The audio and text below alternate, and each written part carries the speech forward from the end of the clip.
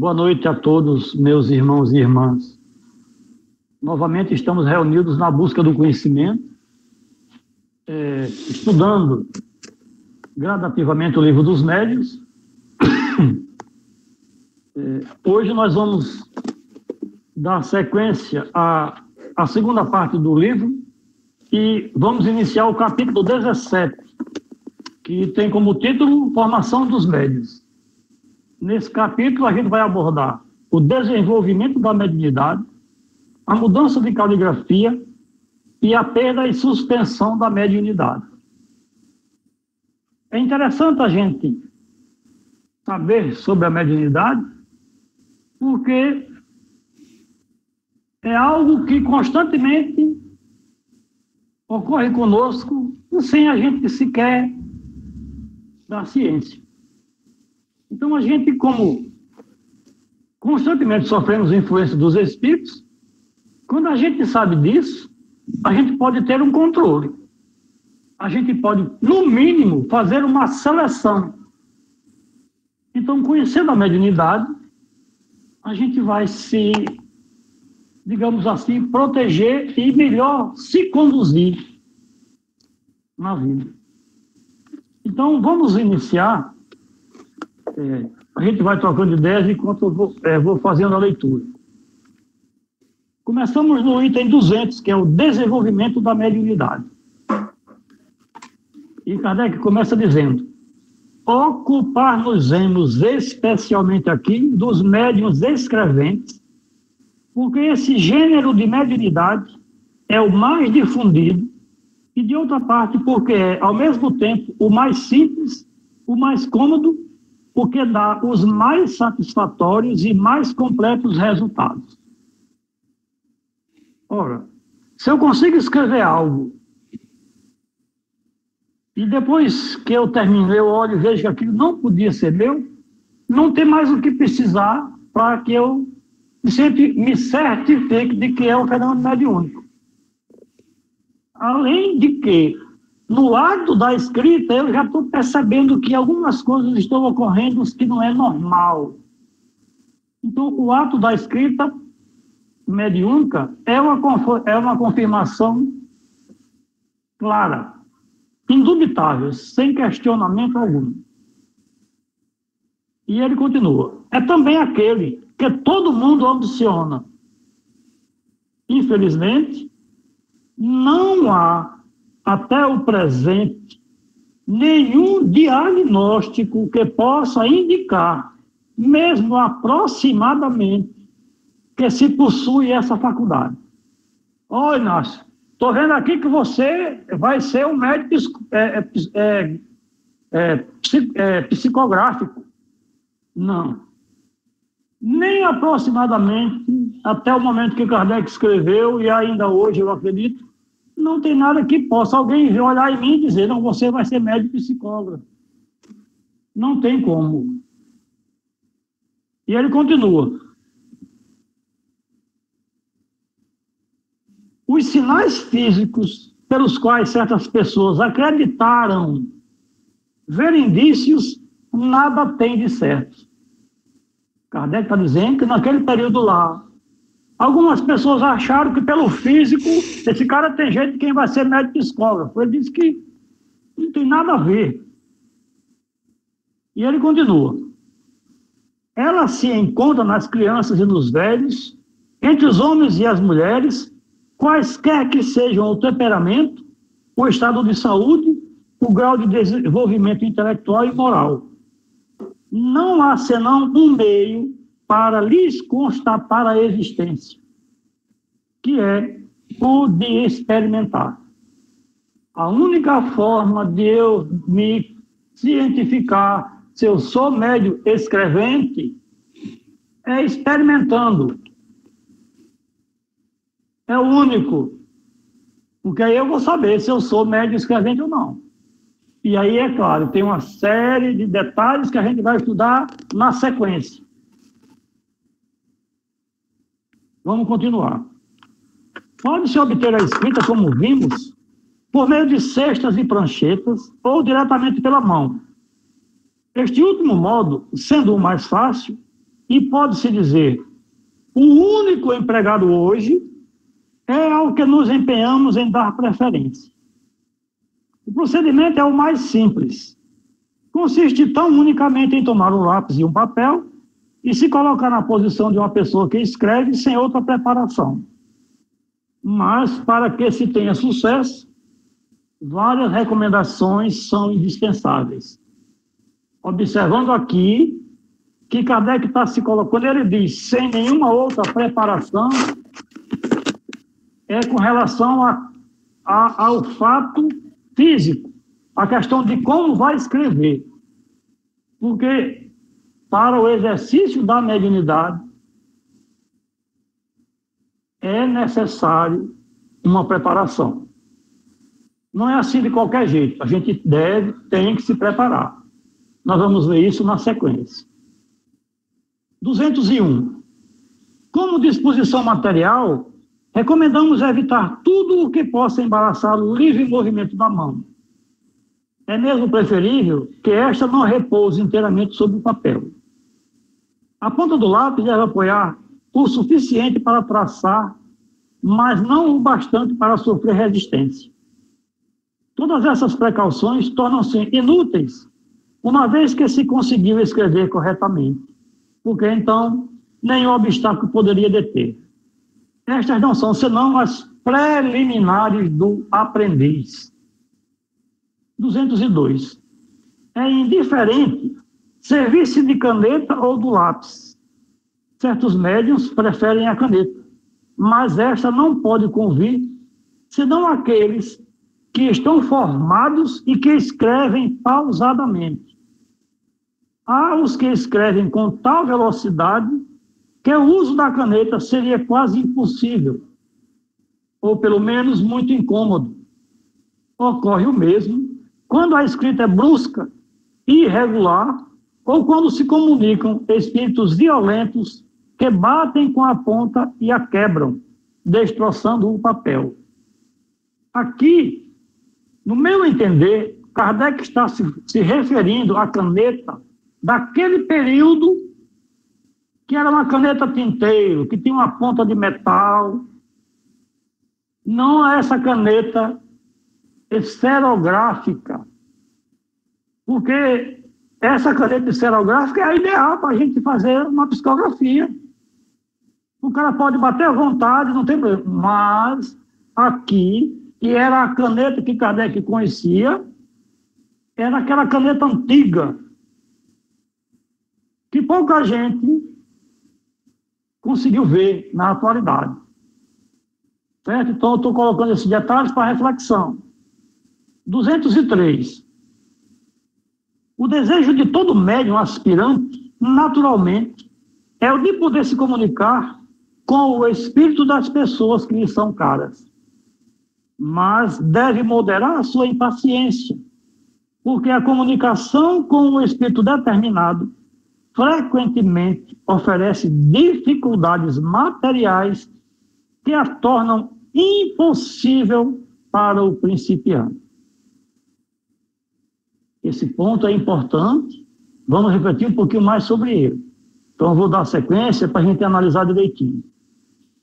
Para que um espírito possa se comunicar, é necessário, entre ele e o médium, relacionamento fluídico que não se estabelece sempre instantaneamente. Não é senão, à medida que a faculdade se desenvolve, que o médium adquire pouco a pouco a aptidão necessária para entrar em relação com o primeiro espírito que chega. Então, meus irmãos, aqui está sendo colocado, e é uma coisa que a gente sabe ainda hoje, que todas as pessoas que vão a uma casa espírita desejam, querem mensagens, comunicações daqueles seus parentes que já desencarnaram. Mas é necessário refletir exatamente no que está sendo dito aqui. Não é assim tão fácil. Não é assim tão fácil. Porque a estrutura tem que ser uma programação da dimensão espiritual para a dimensão física. vou só relembrar a última conversa nossa, o encerramento do capítulo, quando ele diz assim: um músico, quando quer executar um pedaço de uma composição sua, escolhe um bom cantor. Do mesmo jeito, os espíritos fazem com os seus médiuns.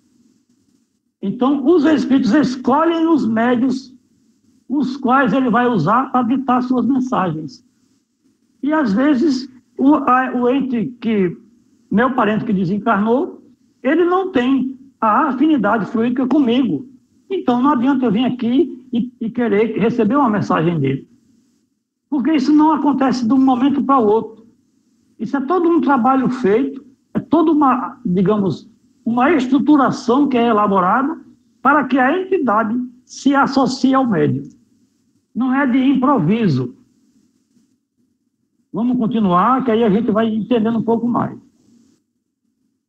E ele continua: pode ocorrer, pois, que aquele com quem se quer comunicar não esteja em condições propícias para fazê-lo, malgrado sua presença, como pode ocorrer também que não tenha nem a possibilidade, nem a permissão de se entregar ao apelo que lhe é feito.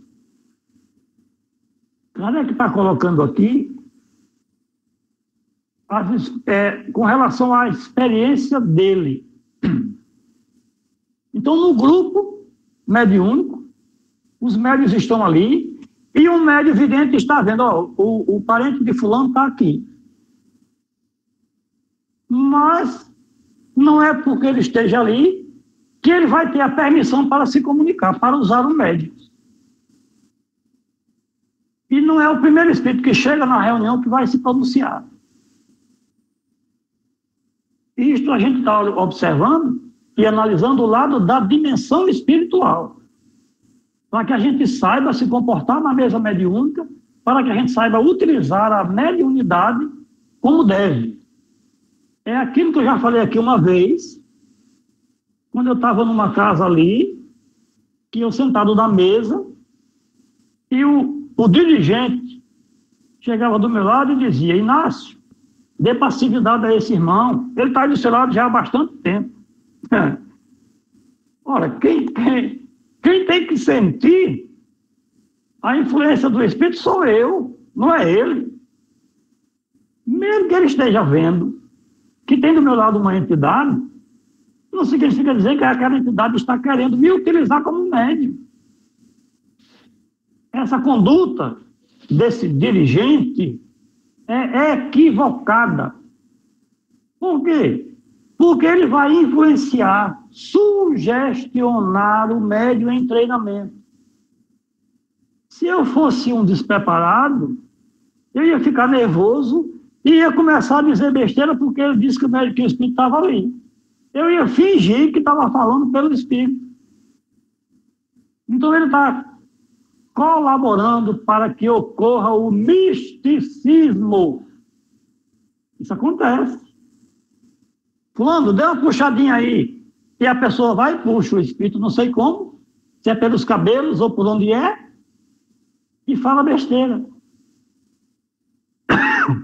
Peço desculpas, é porque desde da tarde que eu estou com um problema na garganta, mas isso vai passar. Então, vamos analisando e vamos dando sequência. Então, vamos lá. Por isso, convém no início não se obstinar em chamar um espírito determinado com exclusão de todos os outros, porque ocorre frequentemente que não seja com este que as relações fluídicas se estabeleçam com mais facilidade, qualquer que seja a simpatia que se tem por ele. Não é porque eu gosto de fulano, que fulano vai estar em frequência igual a minha quando ele estiver no plano espiritual. Antes, pois, de pensar em obter comunicações de tal ou tal espírito, é preciso dedicar-se ao desenvolvimento da faculdade e, para isso, é preciso fazer uma chamada geral e se dirigir, sobretudo, ao seu anjo guardião.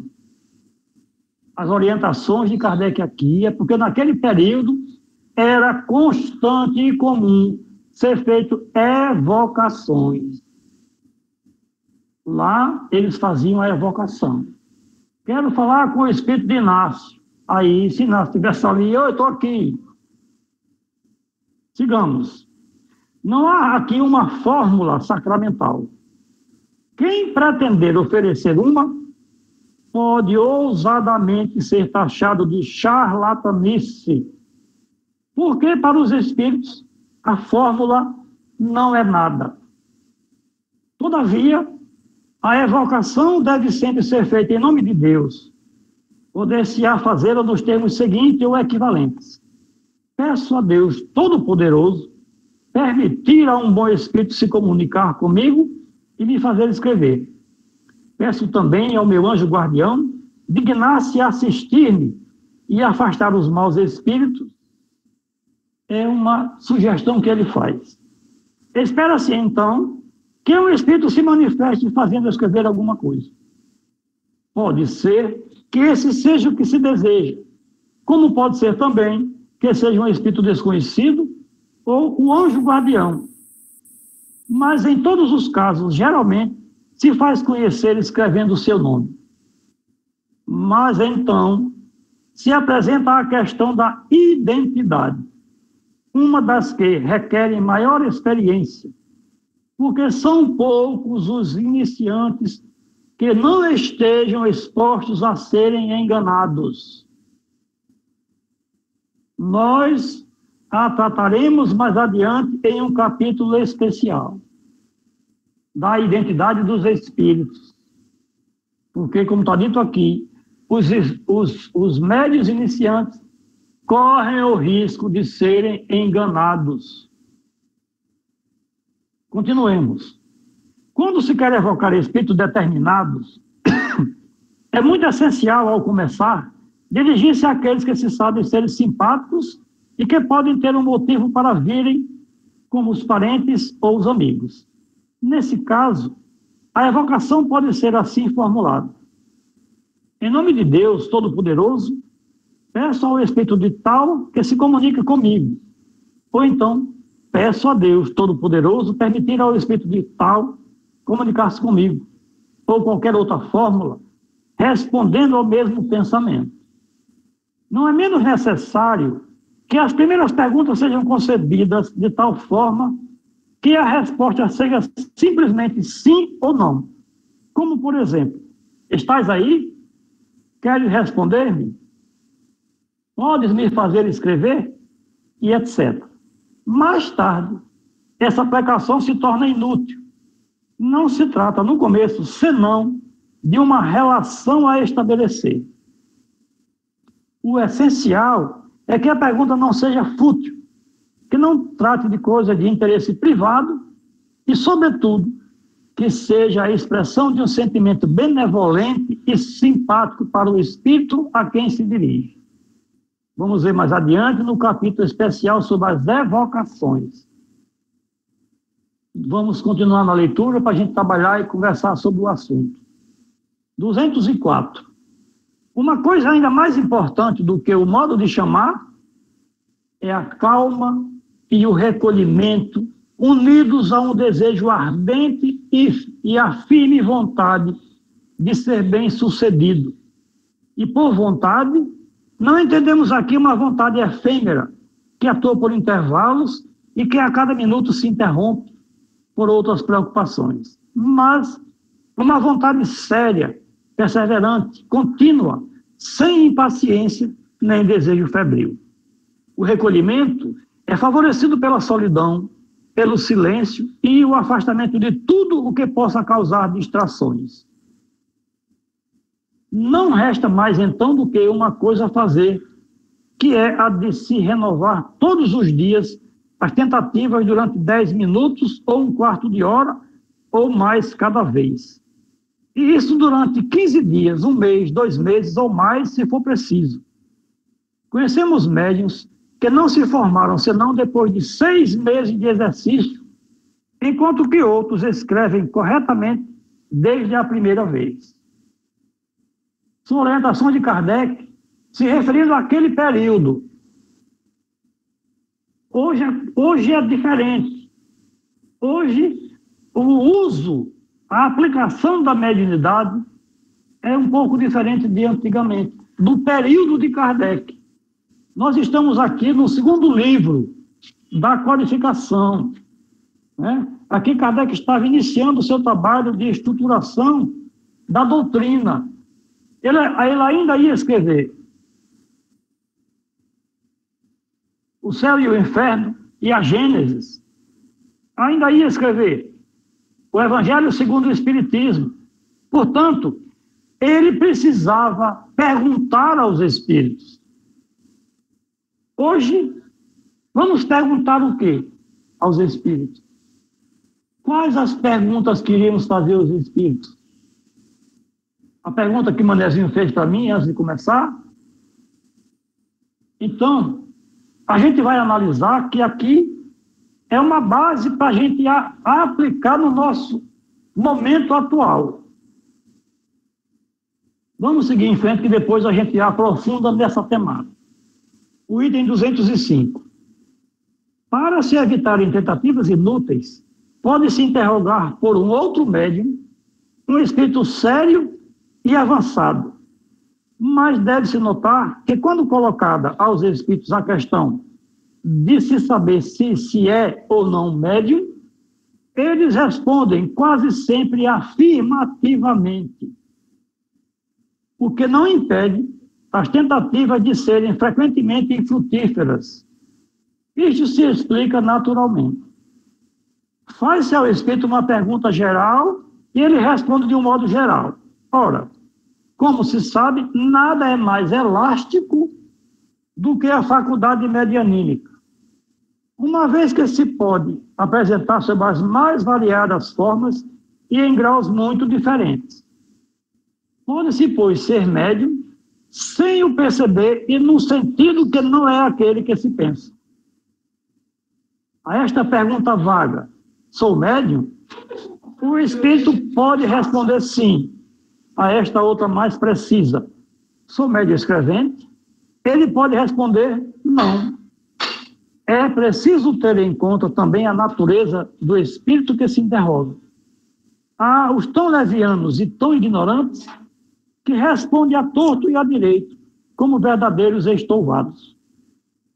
Por isso dissemos para dirigir-se a um espírito esclarecido que respondem, em geral, voluntariamente a essas perguntas e indicam a melhor marcha a seguir se há possibilidade de sucesso.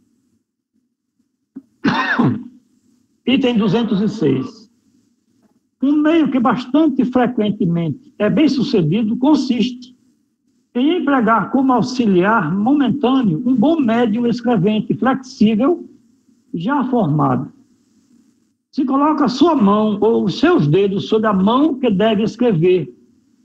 É raro que este não o faça imediatamente. Compreende-se o que se passa nessa circunstância. A mão que prende o lápis torna-se de alguma sorte um apêndice da mão do médium, como seria uma cesta ou uma prancheta. Mas isso não impede este exercício de ser muito útil quando se puder empregá-lo naquilo que frequentemente e regularmente repetido ajuda a superar o obstáculo material e provoca o desenvolvimento da faculdade. Basta ainda, algumas vezes, magnetizar fortemente com essa intenção o braço e a mão daquele que quer escrever. Frequentemente mesmo, o magnetizador se limita a colocar sua mão sobre a espátula e o vimos escrever prontamente sob essa influência. O mesmo efeito pode igualmente se produzir sem nenhum contato e só pelo fato da vontade. Concebe-se sem esforço que a confiança do magnetizador em sua própria força para produzir esse resultado deve desempenhar aqui um grande papel e que um magnetizador incrédulo teria pouca ou nenhuma ação. O concurso de um guia experimentado de outra parte, é algumas vezes muito útil para fazer observar ao iniciante uma porção de pequenas precauções que frequentemente negligencia em detrimento da rapidez do progresso. Sobretudo, para esclarecê-lo sobre a natureza das primeiras perguntas e a maneira de as colocar. Seu papel é o de um professor, o qual se dispensa quando se está bastante hábil.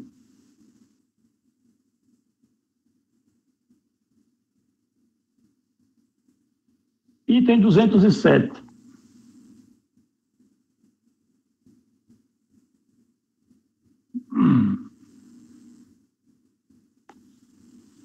Um outro meio que pode também contribuir poderosamente para o desenvolvimento da faculdade consiste em reunir um certo número de pessoas, todas animadas do mesmo desejo e pela identidade de intenções. Aí, simultaneamente, em um silêncio absoluto e com um religioso recolhimento, ensaiem escrever, fazendo cada uma evocação do seu anjo guardião ou de um espírito simpático qualquer.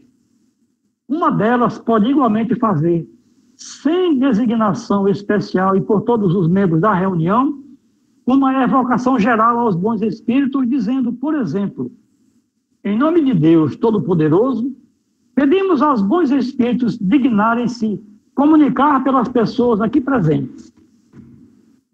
Raramente, entre elas, não há as que dão prontamente sinais de mediunidade ou mesmo escrevam corretamente em pouco tempo.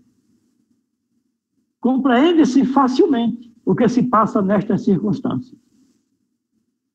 As pessoas unidas por uma identidade de intenções formam um todo coletivo, onde a força e a sensibilidade se encontram aumentadas por uma espécie de influência magnética que ajuda o desenvolvimento da faculdade. Entre os espíritos atraídos por esse concurso de vontades, há os que encontram nos assistentes o instrumento que lhes convém. Se não é um, será outro, e eles os aproveitam. Este meio deve, sobretudo, ser empregado nos grupos espíritas que tenham falta de médios ou que não os tenham em números suficientes. Nós vamos parar por aqui para a gente ter tempo de trocar ideias. Esse item 206, ele é interessante e tem pontos para a gente refletir. Quando Kardec disse que a gente podia usar a mão de um médium já formado e botar a mão desse médium em cima da mão de quem quer começar a escrever. E mais à frente a gente vai observar que ele diz uma outra coisa. Ele chega a ponto de dizer que nem precisa tocar. Veja só. Isso aí é para a gente analisar. Um meio bem sucedido consiste em empregar como auxiliar momentâneo o médium escrevente. Se coloca a sua mão ou os seus dedos sobre a mão que deve escrever. Então aqui ele está me ensinando, orientando, digamos, a primeira forma. Aí ele segue e diz assim, mais à frente, basta ainda, algumas vezes, magnetizar fortemente com essa intenção o braço e a mão daquele que quer escrever. Ele já não diz que é necessário botar os dedos ou a mão na mão de quem quer escrever. Já é diferente. E aí ele continua e diz, e aqui ele está dizendo que o magnetizador vai magnetizar a mão e o braço.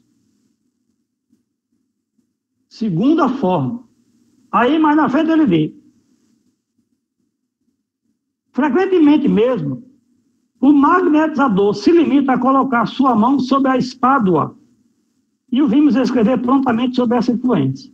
Já é uma terceira modalidade. O médio formado está a mão no meu ombro. Já é uma terceira forma. E aí, ele diz de novo, o mesmo efeito pode igualmente se produzir sem nenhum contato e só pelo fato da vontade. aí já não tem que botar a mão em lugar nenhum.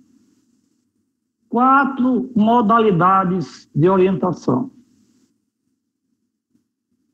Não é que Kardec esteja se contradizendo.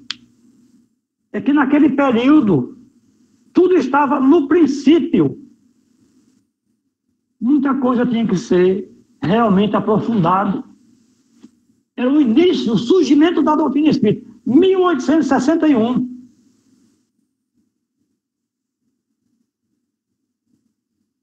E ele ainda coloca mais um ponto para a gente analisar. Ele diz assim: concebe-se sem esforço que a confiança do magnetizador em sua própria força para produzir esse resultado deve desempenhar aqui um grande papel, e que o magnetizador incrédulo teria pouca ou nenhuma ação. Então, é preciso saber se o magnetizador que vai utilizar, se ele tem confiança nele mesmo. É estudo e a gente tem que analisar esses pontos. Certo? Então, vejam só. Nós estamos estudando um livro escrito em 1861, que tem as bases da doutrina e que orienta como a gente deve lidar com a mediunidade. Nós vamos ver os pormenores e a profundidade na sequência. Portanto, não nos inquietemos com essas situações, mas eu chamo a atenção para não passar batido. Porque estudar é estudar. Então, eu tenho que analisar esses pontos.